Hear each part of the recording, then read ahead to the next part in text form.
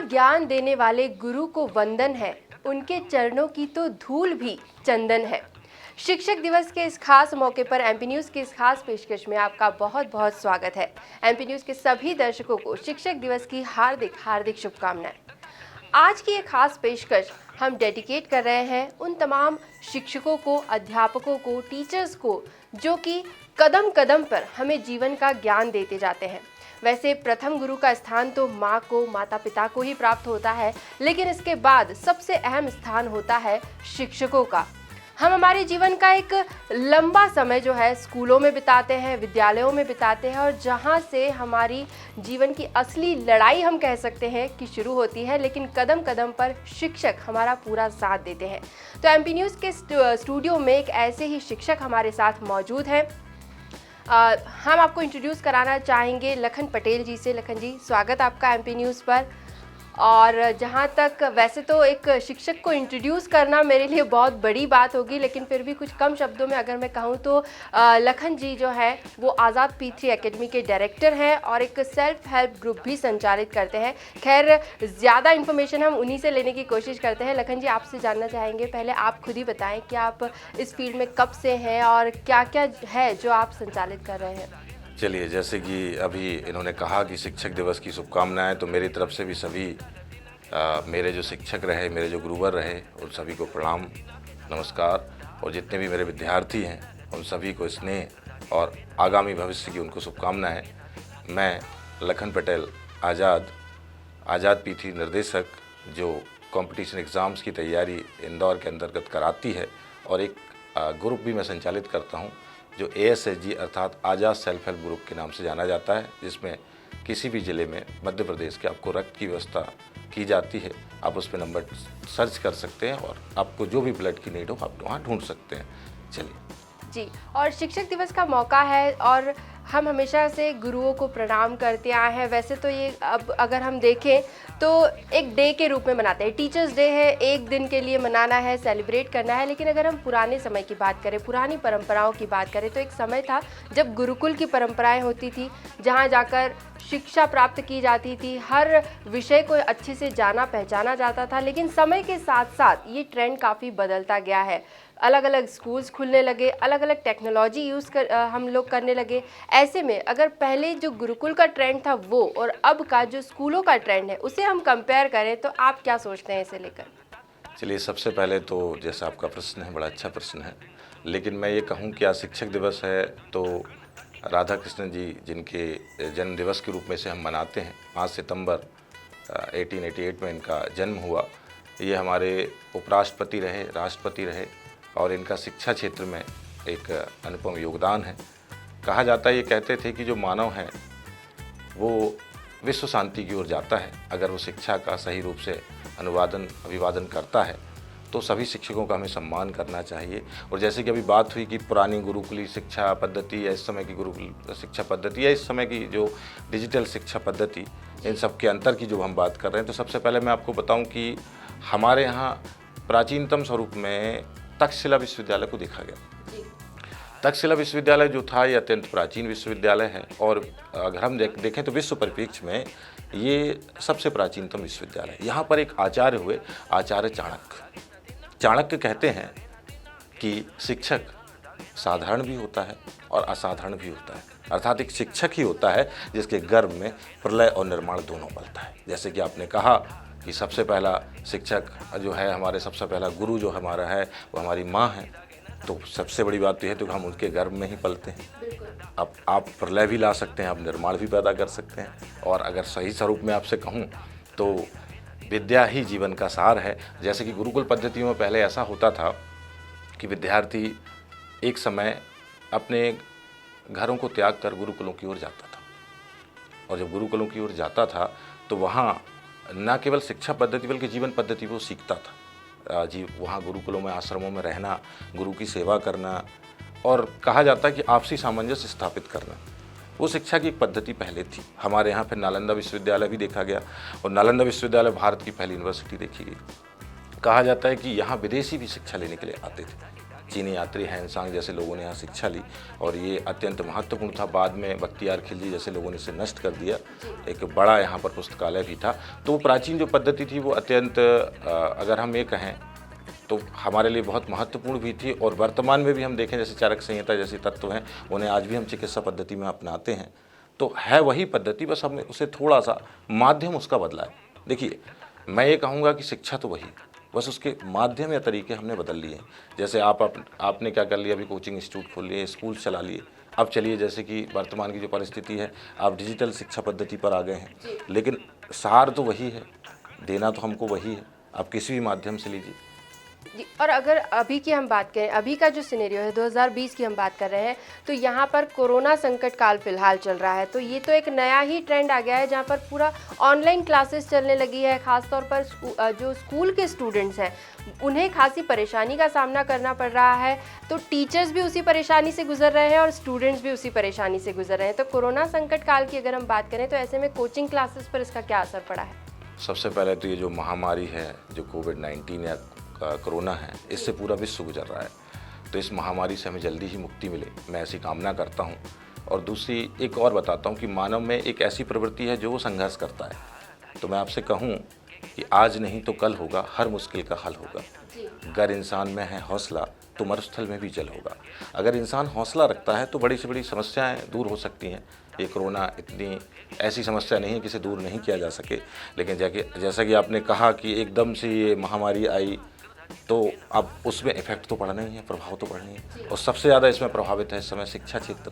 जैसे कि हम देख रहे हैं कि बाकी हमने सारे उद्योग या अन्य चीज़ें चालू कर दी हैं या फिर अभी उनको प्रारंभ कर दिया है, लेकिन हम अभी जो स्कूल हैं, कॉलेज हैं, उनसे डर रहे हैं प्रारंभ करने में। उसका एक रीज़न है, क्योंकि देखिए यहाँ पर हमारी शिक्षा पद्धति हम क्या करते हैं कि बहुत सारे विद्यार्थी होते हैं, एक क्लास में उनका बैठना, और इसमें क्या संक्रमण की कुछ ज़्यादा संभावना।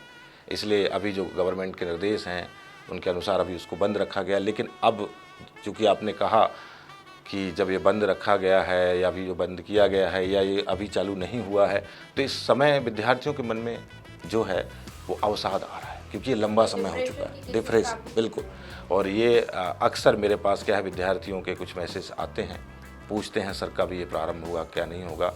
तो ये अभी बहुत बड़ी समस्या है और ये डिप्रेशन लगातार बढ़ता जा रहा है। तो मैं इसके लिए एक निवेदन भी करूंगा जो सरकार से भी होगा, और अगर मैं कहूं कि व्यवस्थाओं से भी होगा। मैं किसी पर्टिकुलर सरकार से नहीं करना चाहता, और न किसी सरकार पर मैं कोई ऐसा कोई प्रतिरोध उनके खिलाफ दे रहा हूं। मैं तो बस इतना बताने की बात कर रहा हूं कि एक गाइडलाइन बनाई जाए। गाइडलाइन में केवल ये ना हो कि हमारी तरफ से केवल ये दे दिया जाता है कि एग्ज़ाम इस समय हो, ऐसा नहीं, बल्कि वो एग्ज़ाम उस समय होनी चाहिए। जैसे जीवन में सभी पहलू आवश्यक हैं, वैसे ही एक विद्यार्थी जो तैयारी करता है उसकी परीक्षा होना और उसे उसमें सफल होना, जो भी होना, मैं ये नहीं कहता कि सफल होना असफल होना, वो भी ज़रूरी है, क्योंकि उसका टेस्ट होना बहुत ज़रूरी है। इस समय जो अवसाद की स्थिति है उसका कारण है कि नियमितता ना होना। हमारे यहाँ पर नियमितता नहीं है। हमारे यहाँ पर कोई भी एग्ज़ाम्स जो होते हैं, कोई भी परीक्षाएँ जो होती हैं, चाहे MPPSC की हम बात करें, तो लंबे समय से वो किसी मुद्दे के कारण उछली हुई है, या फिर वो कहीं ना कहीं अगर देखा जाए तो आरक्षण आदि मुद्दों पर वो अभी कोर्ट के उसमें है, या अन्य मुद्दों पर वो है। बहुत सारे जो हमारे एग्ज़ाम्स हैं, चाहे वो पटवारी हों, या अगर हम ये बात करें तो हाँ जो भी हम कहें, पुलिस सेवा की बात करें। मैं आपको बताऊं, अभी कुछ समय पहले असिस्टेंट प्रोफेसर हुआ, 20 साल बाद एग्ज़ाम हुआ। ऐसा क्यों? क्या व्यक्ति 20 साल इंतज़ार कर सकता है? क्या कोई भी व्यक्ति 20 साल इंतज़ार कर सकता है? बताइए। तो क्या ये डिप्रेशन में नहीं जाएंगे? क्या वो हमारे यहाँ वही नियमितता की, जैसे हम UPSC एग्ज़ाम देखते हैं, संघ लोक सेवा आयोग का एग्ज़ाम देखते हैं, वो एक व्यवस्था में चलता है, एक सिस्टम से चलता है। तो मैं यही निवेदन करना चाहता हूँ, जो व्यवस्था है उसको बनाई जाए ताकि विद्यार्थी प्रॉपर रूप से उसे तैयार कर सके। मैं मानता हूँ इस समय कोरोना है, मैं भी राष्ट्र हित में इस बात को समझता हूँ कि इस समय सारी चीज़ें करना संभव नहीं है, लेकिन इससे पहले भी तो अनियमितताएं देखी गई जिन्हें दूर किया जाए ताकि विद्यार्थी इस अवसाद में ना आए, अपनी तैयारी का प्रतिफल वो प्राप्त कर सके। जी, तो फिलहाल भले ही कोरोना काल चल रहा है, मुश्किल वक्त ज़रूर है, लेकिन फिर भी अगर हम देखें तो एजुकेशन सिस्टम समय समय पर बदलाव की मांग ज़रूर करता आया है। खैर, हम वापस टीचर्स डे पर लौटते हैं, क्योंकि शिक्षक दिवस के लिए ही खास तौर पर हम ये पेशकश लेकर आए हैं। तो शिक्षक दिवस के मायने क्या है आपकी नज़र में? क्या ये सिर्फ एक दिन का सेलिब्रेशन है या फिर ये साल भर बच्चों को याद रखना चाहिए? देखिए, कोई डे या दिवस से तो हम किसी ऐसे तत्वों को नहीं कह सकते हैं, क्योंकि आज आपने सबसे पहले मुझसे एक प्रश्न किया था कि सबसे आपने प्रश्न किया या खुद ही जवाब दिया, मैं कहूँ कि सबसे पहले गुरु माँ है। तो क्या माँ को केवल हम एक ही दिन याद करते हैं? सुबह उठते ही माँ से बोलते हैं चाय, नाश्ता, या शाम को फिर वही डिनर हो जाए। तो क्या हम अपने गुरु को भूल पाते हैं? बिल्कुल नहीं। तो हम ये कह सकते हैं कि हम जब पहले गुरु को नहीं भूल पाते हैं तो सीधी सी बात है कि एक दिन में इसको तो नहीं आंका जा सकता है, गुरु की महिमा को नहीं आंका जा सकता। गुरु अर्थात वो आपकी उस गुरूर पद्धति को ले लेता है, उस अहंकार पद्धति को कर ले लेता है, आपको इतना निर्मल और सरल बना देता है कि जिससे कहीं ना कहीं क्या है कि जीवन में आप आगे प्रगति कर सकते हैं। तो उसे भूलना तो संभव नहीं है, और सरल होना बहुत ज़रूरी है, और वो गुरु ही बनाता है। कि कठिन होना बहुत सरल है और सरल होना बहुत कठिन। एक कहानी भी इसके संबंध में है, अगर आप लोग इजाज़त दें तो सुनाऊं। लेकिन उससे पहले आपने एक पद्धति की चर्चा की थी, तो वो पद्धति की थोड़ी सी हम चर्चा बाद में करेंगे कि वर्तमान में विद्यार्थियों को क्या करना चाहिए, अभी कैसे क्या तरीके अपनाना चाहिए। तो एक कहानी आपको छोटी सी सुनाता हूँ।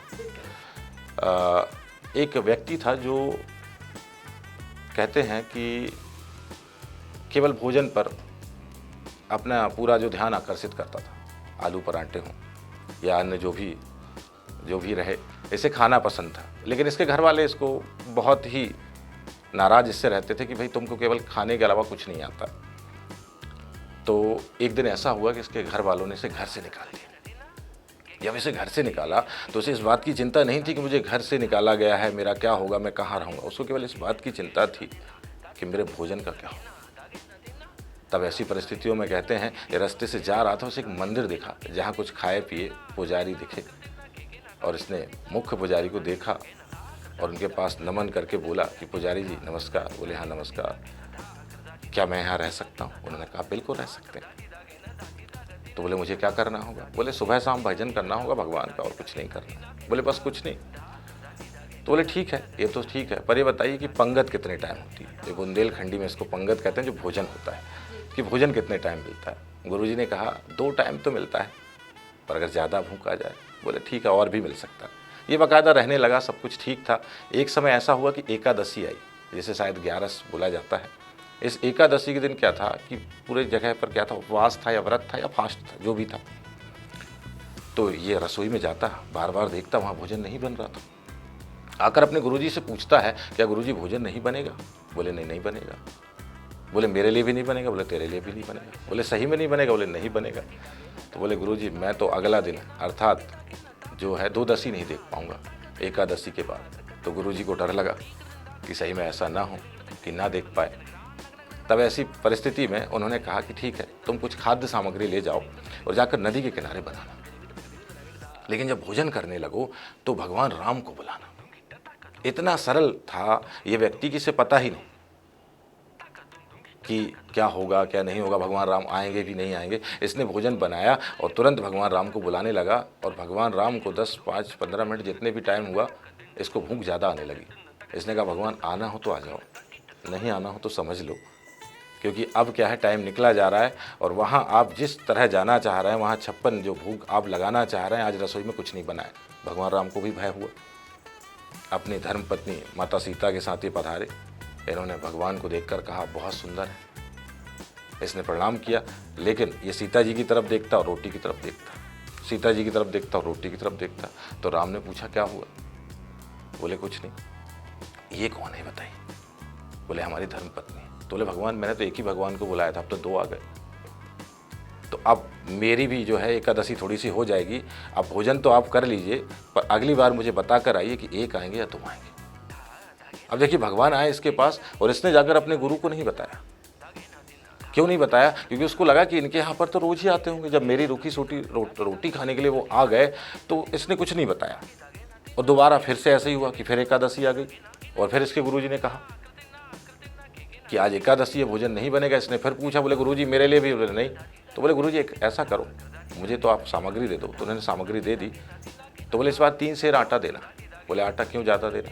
बोले ज़्यादा भगवान आते हैं। तो गुरुजी समझे पक्का भूखा रहता होगा, दे दो, कोई बात नहीं। अब दोबारा इसने भोजन बनाए और कहा भगवान राम आइए, सीता राम आइए, और इस बार भगवान राम, लक्ष्मण और सीता जी आ गए। और इसने कहा भगवान आप हैं तो बहुत सुंदर, पर 1 बुलाओ तो 2 आते हैं, 2 बुलाओ तो 3 आते हैं। अब क्लियर बताइए कितने आएंगे। यानी भोजन फिर कम पड़ने वाला फिर कम पड़ने वाला, निश्चित बात थी। तो इसने कहा अगली बार आप बता के। बोला ठीक है अगली बार बता के। फिर एकादशी आ गई। अब ये कहानी का अंत है। तो अब एकादशी फिर आ गई और इसने गुरुजी को फिर नहीं बताया था कि भगवान मिले हैं या कुछ है। जब एकादशी आ गई तो उसने फिर पूछा भोजन बनेंगे कि नहीं, और फिर उन्होंने कहा नहीं बनेंगे। तो बोला गुरुजी इस बार 7 सेर आटा देना। गुरुजी बोले 7 सेर क्यों? बोले ज़्यादा भगवान आते हैं। गुरुजी समझ गए पक्का बेच रहा है। बोले ऐसा करेंगे इसके पीछे पीछे चलेंगे, अभी तो दे देते हैं। अब वो पहुंचा और उसने पूरा सामग्री जो था पूरा सामान रख दिया। बोले पहले बुला के देख लूँ कितने आते हैं, एक बुलाओ तो 2 आते हैं, 2 बुलाओ तो 3 आते हैं। इस बार बुलाए तो भगवान राम लक्ष्मण सीता और सारे जो थे इनके सारे दरबारी आ गए। बोले भगवान आप हैं तो बहुत सुंदर, पर आज मैं खाना नहीं बनाऊंगा। बोले क्यों? बोले मुझे मिलना ही नहीं। तो बोले ऐसा करो, माता सीता से बोला आप बनाओ। सीता जी बनाने लगी। तो जैसे ही वो तैयारी कर रही थी तो बहुत सारे ऋषि मुनि आने लगे। बोले माता आप भोजन बनाओगे तो हम भी भोजन करेंगे। ऐसी परिस्थितियों में जब ऐसी स्थिति हो रही थी तब क्या हुआ, इतने सारे ऋषि मुनि आने लगे तो इसने आंखें बंद कर ली। तो भगवान राम ने बोला आंखें क्यों बंद करके बैठा है?